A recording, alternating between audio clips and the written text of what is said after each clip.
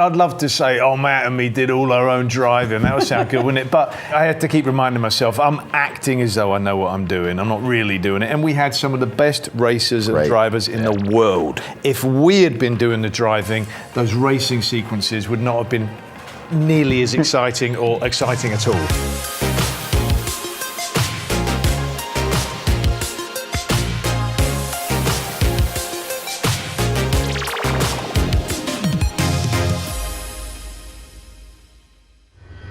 Look out there. Out there is the perfect lap. You see it? I think so. It's about friendship. It's about people who work together and the kind of bonds you make making things together. The way I connected with it was not really through racing, but was that I felt something similar to what we feel making movies. Every movie is live or die.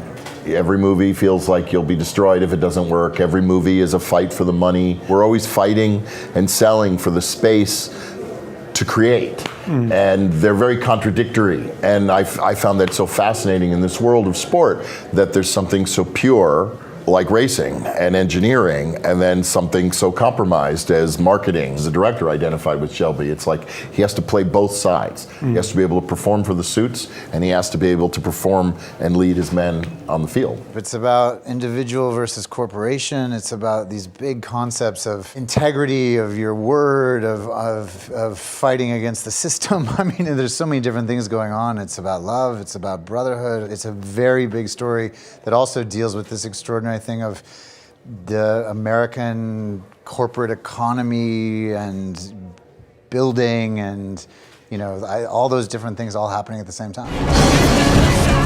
Do you think you can beat Ferrari? I can try. I had never heard of the story before, and I hadn't even heard of the race Le Mans. And when I got the script, the first thing that I was like, wait, there's a race that lasts 24 hours. Like, that in itself is crazy. And you just think, I go to a go-kart track and I race for 5 minutes and my hands are like sore and I'm out of breath. I knew Shelby was, just from my dad pointing out every time he saw an AC Cobra, oh, it's an AC Cobra, Christian, look at that. And the Le Mans cars, just how incredible they look, that was it. And we'd all heard of Ferrari.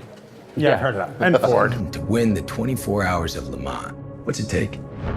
Well, it takes something money can't buy. Money can buy speed. It was a real joy for me to play somebody whose strength came from his integrity and his sense of loyalty and his inventiveness and his ethics. I got to meet with Peter, which was really amazing. And he was so great and so generous with his time. And, you know, he talked to me about his mom and his dad and sort of their relationship. And Molly had written an article for Drive magazine talking about the first date that her and Miles went on. It was incredible. He showed up in a vintage car that broke down. She was 16 years old. Like, they got lost. It was a crazy story. But definitely the story that we tell of their family is a dramatization that's probably very different to their real family dynamics. But you want him to see the film and to, I guess, feel something of their essence there and to feel proud of it. I know Christian met him as well. Yeah, I had a wonderful time with Peter, hearing about the real stories and whatnot. Within racers circles, you know, he's a god. Right. And so there's actually a lot of information on him, lots of books. This isn't the first time Ford Motors has gone to war. We know how to do more than push paper. Go ahead, Carol. Go to war. The truth of the character was in the script. I don't know how closely it hews to the real guy, but I do know that the kernel of the actual story was that he felt Ferrari had made him look foolish. And so it speaks to the idea that the guy was prideful and maybe insecure, that he felt the need to try to beat Ferrari at his game.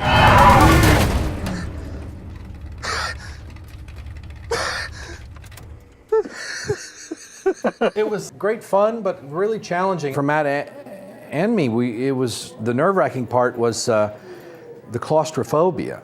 You get in the car, you're about 18 inches off the ground, you can't extend your legs, I'm in a full suit and makeup, you can't open the door because the camera's there. The roof of the car is right there. you're strapped into the seat, and then Matt gets in and shuts the door. And it's like, well, you're in here now for a couple of hours. And Matt even kind of looked at me and said, are you okay? And I said, yeah, I'm okay. And then when they put the camera on the other side and I got in and shut the door, I saw the look in his eyes like, oh man, this isn't fun. The real GT40s that have survived from that era are $25 million cars. They're all in museums. You have to work with replicas. Those little Cobras, those ones, they're so light. Fast, yeah. They're really fast. I was surprised at how hard it was to keep the back wheels on the. They do like to slide. They like, yeah. But it's predictable. It's a predictable slide. It's a lot of fun. We really focused on trying to put you in the point of view of the drivers. And I think that was the critical thing for me, was that I didn't want to just do a lot of panning shots of cars going by. You know, I wanted us to get inside. I didn't want it to look like what you'd see on a sports telecast. But I also think the reason you get so excited is do more to these guys' work than some of the stunt work we're doing, which is just that you believe and know these characters. So there's more at stake for you than just the blue car and the red car. You cast people with a rapport with each other. You don't know that's going to happen. You don't understand it's going to happen. But these are both really nice guys, and I had a feeling they'd get along. And it wasn't just the rapport between the two of them, but the whole group. You know, whether it's Ken's family and Katrina and Noah, or it's the rest of the pit crew. You want everyone to kind of find connections with each other. The first day, we did this great scene in the garage. You were there playing with some Skelectrics. So that was my highlight of the movie. Jim had arranged that we did a walkthrough of the house and you know, spent a little bit of time sort of getting a feel for the places that we were going to shoot before we went there. It just felt so easy, that relationship from day one, and it was just fun. Ken's a puppy dog.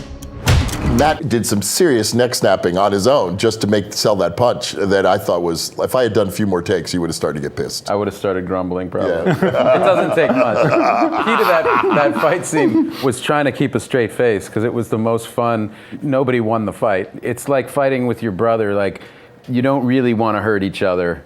You know, I go for the can at one point, and then it's like, no, that could hurt him. I'll take the Wonder Bread and hit him with that. I think people love sports movies because they redefine our lives down to a singular goal. Every character has an investment in a moment.